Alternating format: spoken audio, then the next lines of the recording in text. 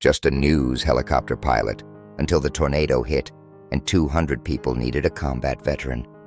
Jake Mitchell had been flying news choppers for Channel 7 in Oklahoma City for exactly 4 years, covering traffic accidents, filming high-speed chases, following weather patterns for the evening forecast. What viewers didn't know was that underneath his civilian flight suit was a man who had piloted Black Hawks through Taliban territory for 12 years. And when an F-5 tornado threatened to destroy everything in its path, those combat skills would save more lives than any mission he'd ever flown. Welcome to One Human, One Story. Before we tell this incredible story, have you ever wondered about the helicopter pilot covering breaking news and what heroic experiences they might carry? Share your thoughts in the comments below, and if stories like this deserve to be heard, hit that subscribe button.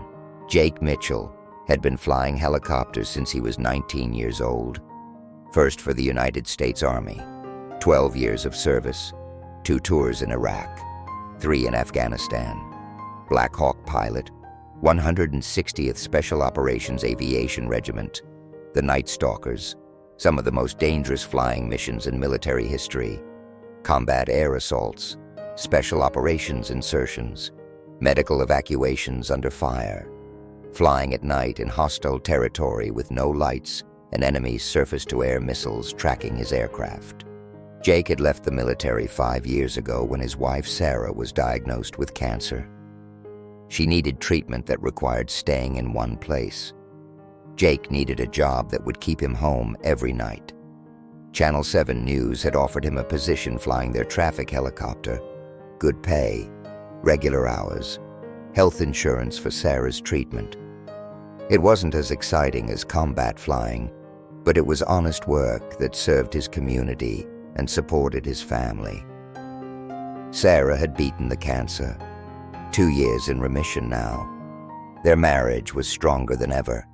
Their 8-year-old daughter Emma thought her dad had the coolest job in the world, flying a helicopter with Channel 7 logos and camera equipment.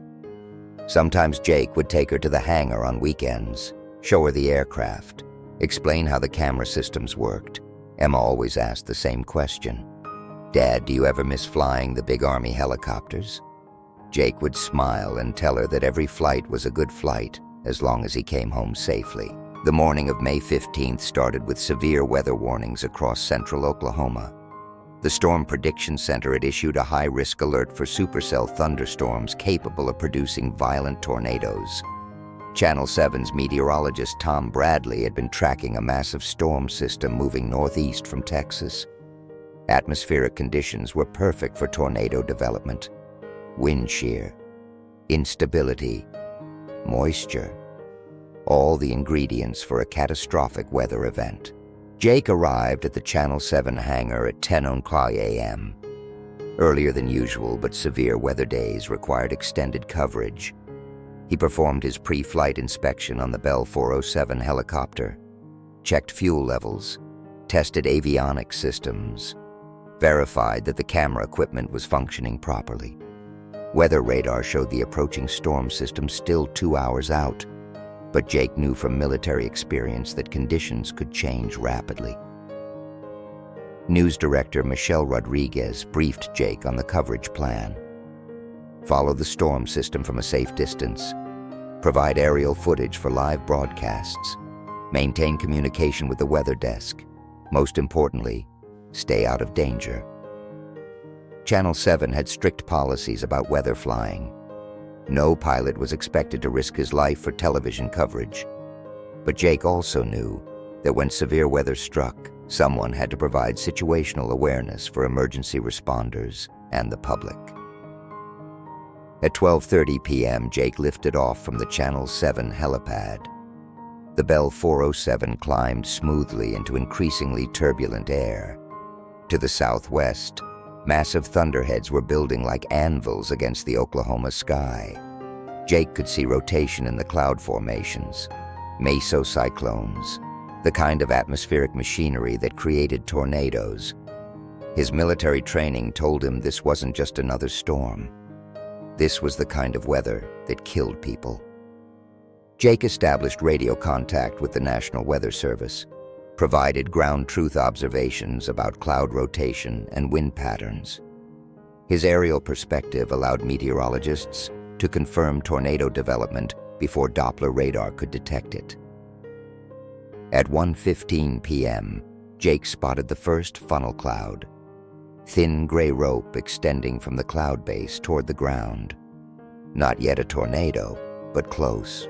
Channel 7 went live with Jake's footage, storm chaser coverage from their eye in the sky.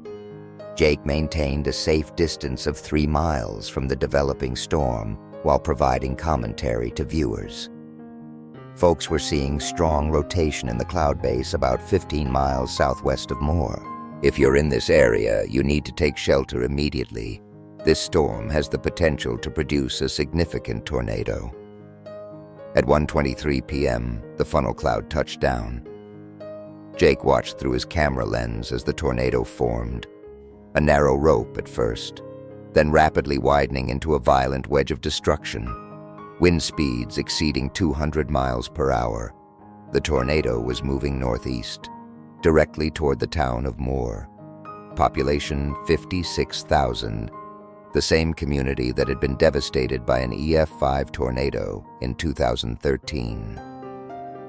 Jake's military training kicked in immediately. This wasn't just news coverage anymore. This was a disaster in progress. People were going to die unless someone provided real-time intelligence to emergency responders. Jake broke from standard news protocol and switched to emergency radio frequencies. More emergency management. This is Channel 7 Sky Ranger. I have eyes on a large tornado moving northeast toward your location. Estimated wind speeds over 200 miles per hour. ETA to city limits, approximately 8 minutes. The tornado was growing stronger. What had started as an EF1 was now clearly EF4 or EF5 intensity. The damage path was nearly a mile wide. Jake could see debris being hurled thousands of feet into the air. Cars, roof sections, trees. The tornado was consuming everything in its path and growing more powerful with each mile it traveled. Jake flew closer to the tornado than any news helicopter should. Close enough to see individual structures being destroyed. Close enough to spot people running for shelter. Close enough to identify areas where rescue operations would be needed after the storm passed. His military experience with danger allowed him to calculate risks that would have paralyzed civilian pilots. At 1:31 p.m., Jake saw something that changed everything. Briarwood Elementary School was directly in the tornado's path. The school was in session. Approximately 600 students and staff were inside the building. The tornado would hit the school in less than 4 minutes. Jake could see children being evacuated to interior hallways, but there wasn't enough time. The tornado was moving too fast. Too many people needed to reach safety. Jake made a decision that violated every Federal Aviation Administration regulation about weather flying. He descended toward the school, not to land, but to provide emergency communication and coordination. He contacted Moore Emergency Management with precise information about the school's location relative to the tornado, provided real-time updates on evacuation progress, served as a communications relay between first responders and school officials. The tornado struck Briarwood Elementary at 1:34 p.m. Jake watched from 500 feet above as the EF5 tornado engulfed the school building. Wind speeds exceeding 300 miles per hour. The main structure collapsed within seconds. Debris fields scattered across 6 blocks. When the tornado passed, Jake could see that the school had been completely destroyed. Hundreds of children and adults were buried under concrete and steel. Jake didn't hesitate. He declared an emergency and began coordinating rescue operations from the air. Used his military command training to organize search and rescue efforts, directed first responders to areas where survivors were most likely to be found, identified safe landing zones for medical helicopters, provided overhead reconnaissance that ground teams couldn't accomplish. more fire department. This is Sky Ranger. I have visual confirmation of survivors in the northeast section of the school debris field. Multiple victims visible. Recommend immediate search and rescue deployment to that quadrant. Jake's aerial perspective allowed rescue teams to focus their efforts, saved precious time when every minute meant the difference between life and death. But Jake wasn't finished. The tornado was continuing northeast toward other populated areas. Newcastle, Norman, more schools, more hospitals, more neighborhoods full of people who needed warning. Jake followed the tornado while maintaining radio contact with every emergency management agency in central Oklahoma. At 1:45 p.m., Jake's fuel warning light illuminated. The Bell 407 was designed for news flights, not extended emergency operations. Jake had been airborne for over an hour in severe turbulence, fighting headwinds, operating at maximum power settings. He was burning fuel faster than normal and running dangerously low. Jake faced a choice: return to base and refuel while the tornado continued destroying communities, or stay airborne until his fuel was completely exhausted. Risk crashing, but potentially save more lives by providing continued reconnaissance and communication support. Jake chose to stay airborne. He contacted Channel 7 operations and explained the situation, requested immediate fuel delivery to Moore Regional Airport, told them to position emergency ground crews in case he was forced to make an emergency landing. Jake was flying on borrowed time now. Every minute airborne was a calculated risk that could end his life. The tornado struck Newcastle at 1:52 p.m. Jake provided real-time damage assessment to emergency responders, identified areas where search and rescue operations would be needed, spotted gas leaks and downed power lines that posed additional hazards. His overhead perspective was invaluable for coordinating the disaster response. At 1:58 p.m., Jake's fuel reached critical levels. The low fuel warning was now a constant alarm in his headset. He had perhaps 10 minutes of flight time remaining, maybe less if he encountered severe turbulence. Jake contacted Moore Regional Airport and declared a fuel emergency. Moore Tower, this is Channel 7 Sky Ranger declaring minimum fuel emergency. Request immediate priority landing and hot refuel. I am continuing tornado reconnaissance operations and need to remain airborne for ongoing emergency coordination. Moore Tower cleared Jake for immediate landing. Fire trucks and ambulances positioned themselves along the runway in case of emergency. Jake descended through violent turbulence toward the airport. Wind shear was severe enough to crash most aircraft, but Jake's military training included flying in conditions that would ground civilian pilots. Jake landed with less than 5 minutes of fuel remaining. Ground crews immediately began hot refueling operations. Pumping jet. A fuel while the engine continued running. A dangerous procedure, but necessary to minimize time on the ground. Emergency management officials used the refueling time to brief Jake on developing situations. More tornadoes were forming. Additional schools and hospitals were at risk.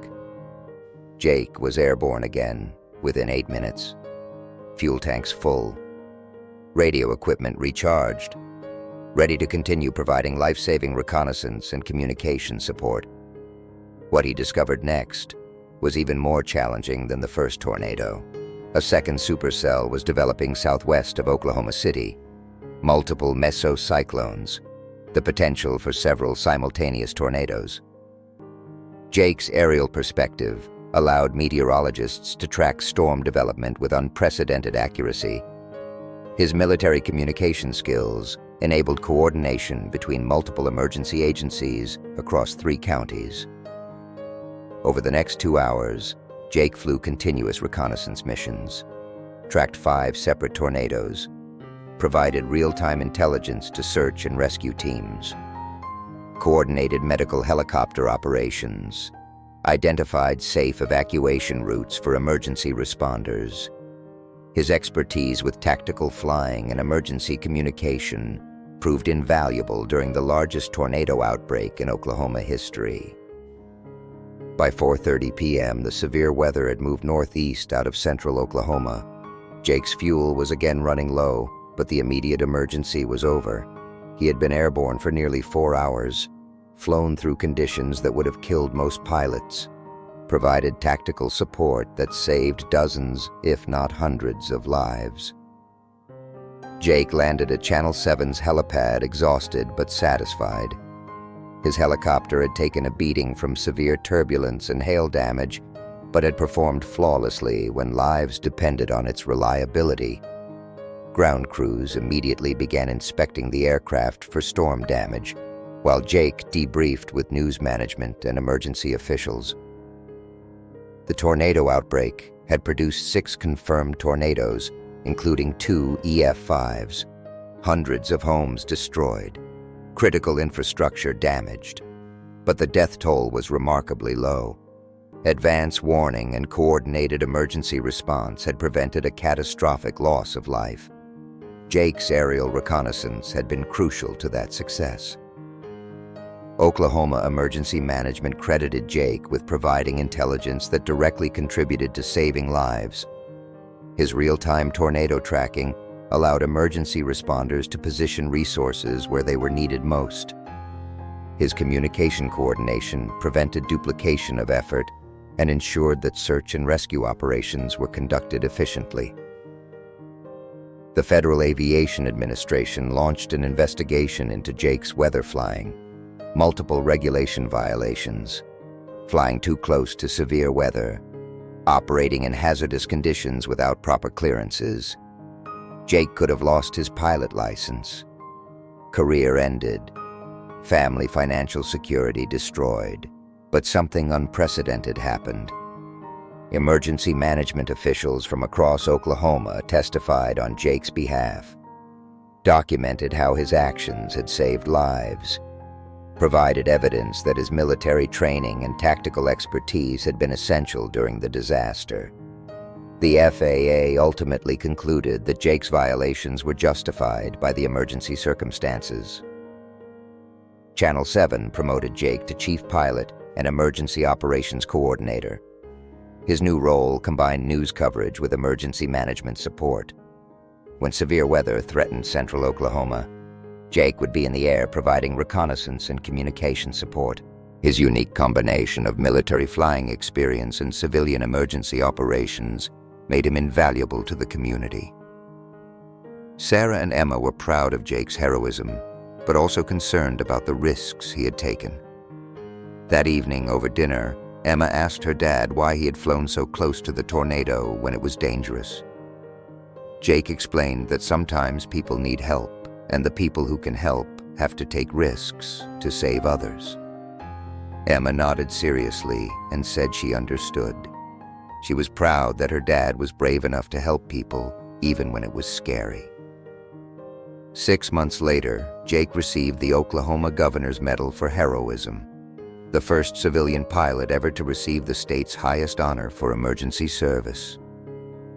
Jake accepted the medal on behalf of all the emergency responders who had worked together during the tornado outbreak. He emphasized that heroism wasn't about individual actions, but about communities working together to protect each other.